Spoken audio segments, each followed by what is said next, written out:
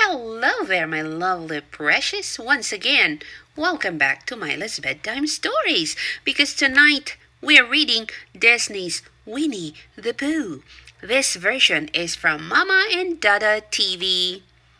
Go grab your favorite snacks, recline your chair, sit back, and relax. Enjoy! There was once a boy named Christopher Robin who had a room full of wonderful toys to play with. Of all of these, the stuffed animals were his favorites, especially a bear called Winnie the Pooh. The boy Pooh and the rest of their well-worn friends spent many happy hours sharing make-believe adventures in a beautiful place called the 100-Acre Wood. Early one morning, Pooh slept in his cozy house inside a tree dreaming of honey. Honey was his favorite thing to think and dream about, as well as his favorite thing to eat.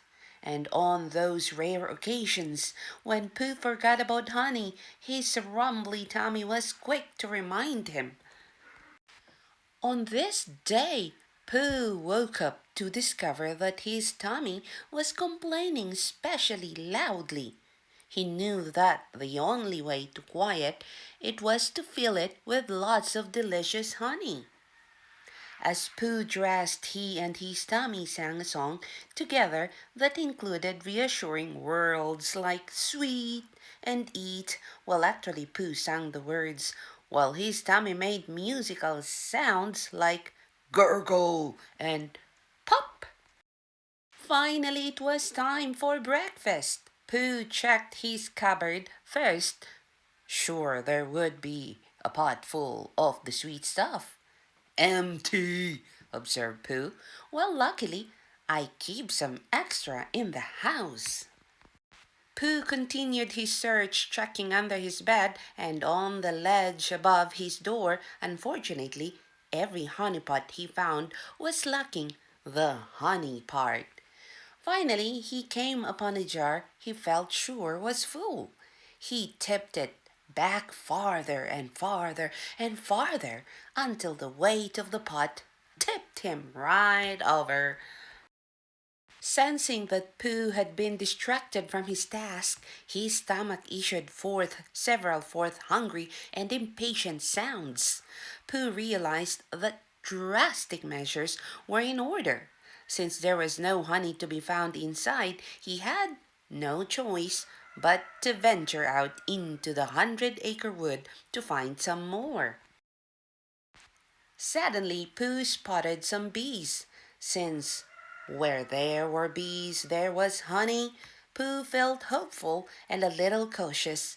He had learned from experience that beehives could be very unfriendly places when the bees were home.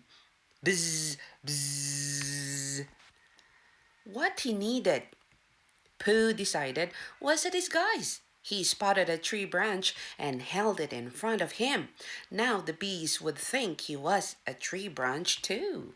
Pooh reached inside the beehive. But the bees were not fooled, most likely because tree branches don't reach into beehives. A big angry swarm poured out of the hive, and Pooh took off running. He knew he couldn't outrun the bees, so he would have to outthink them, which was no small task for a bear of very little brain. Luckily, he stumbled upon a perfect hiding spot. He vowed that just as soon as the bees were gone, he would pay his friends a visit. Surely one of them would have some honey to spare. In another part of the 100-Acre Wood, Eeyore was greeting the day by saying, "Why? And then what's the point?" By the time Pooh came upon Eeyore, the donkey was thoughtfully chewing on some thistles. "Good morning, Eeyore," said Pooh. "You wouldn't happen to have any honey lying about, would you?" Without waiting for an answer, Pooh crawled inside the front of Eeyore's house to have a look for himself. When he didn't find what he was looking for, Pooh's tummy suggested that he check the back of Eeyore's house.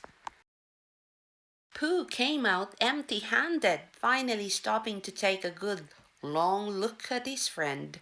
Eeyore, said Pooh, what has happened to your tail? What has happened to it? Eeyore wondered. Well, it isn't there, Pooh explained. What is there? asked Eeyore.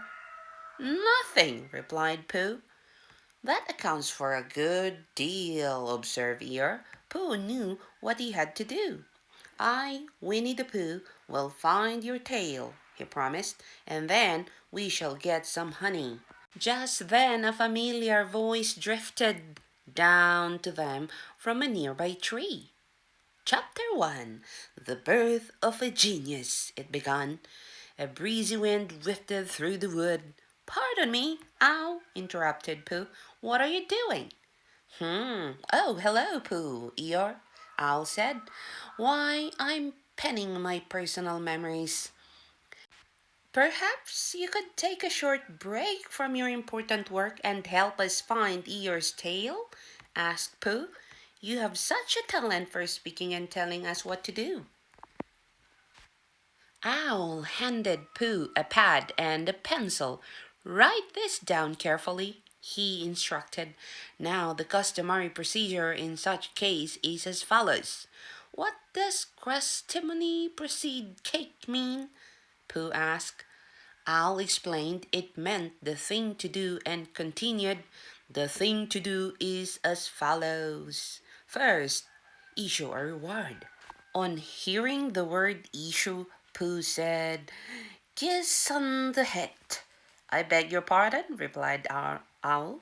You sneezed just as you were going to tell me what the first thing you do was, Pooh said. I didn't sneeze, disagreed Owl. As I was saying, first, issue a reward. He's doing it again, Pooh told Eeyore. He turned to Owl. You must be catching a cold. I'm not catching a cold, Owl insisted. The word is issue, not achoo. My throat feels a little scratchy, Eeyore admitted. Just as I suspected, Pooh said. Owl, we need honey.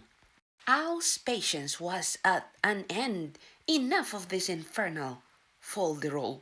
Look, the thing to do is we write a notice promising a large something to anyone who finds a replacement tail for Eeyore. Is that clear?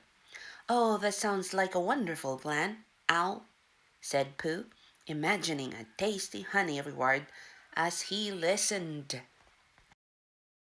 Excellent, replied Owl.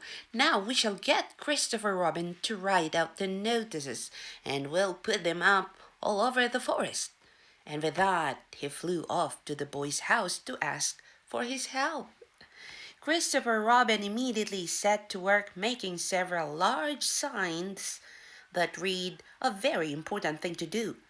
Each one had a spelling mistake or two, but since no one in the 100-acre wood was any better at spelling, it was certain that no one would notice.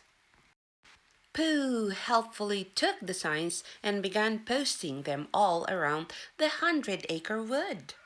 As Pooh was hammering one of the notices onto a tree, he thought he heard a low growling sound. Is that you, Tommy? He asked. When Pooh's Tommy didn't answer, he finished posting the signs and turned to leave, bumping directly into Balloon, just as Pooh was inviting him along for the very important thing to do today. Tiger leaped out of a bush and pounced on Balloon. Whew, that was a close call there, Pooh Bear. This guy was about to pounce the stuffing out of you. Balloon wasted no time in slipping out from Tiger's hold. The two wrestled, but hard as he tried, Tiger could not escape Balloon's sticky hold on him. Don't be afraid, Tiger, said Pooh. It's only Balloon. Tiger assured Pooh that he was only pretending to be afraid. Sus, my opponent would underestimate me, and then I'd get the drop on him. Well, I think this little guy's learned his lesson. There may be others out there in harm's way, so I must go. because the 100-acre wood needs a hero, and I'm the only one." And with that, Tiger bounced off into the wood. Christopher Robin waited for all his friends to arrive, then called the meeting about the very important thing to do, to order. He gestured to Eeyore, who turned to display his barren backside. "We will have a contest to find a new tail for Eeyore," Christopher Robin said. Owl interrupted to remind Christopher Robin that contests usually involve some kind of prize for the winner. Everyone had a different idea as to what a desirable prize might be. Pooh gave Christopher Robin the piece of paper with his drawing. The boy smiled. "Wow, Pooh, that's a grand idea," he exclaimed. "The prize for a new tail shall be a pot of honey. Now the contest could begin." The end. And hello, my lovely friends. Please watch my next videos about Winnie the Pooh and his friends to know who'd be the winner. For now, good night, sweet dreams, sleep tight, and I hope to see you next time. Bye for now.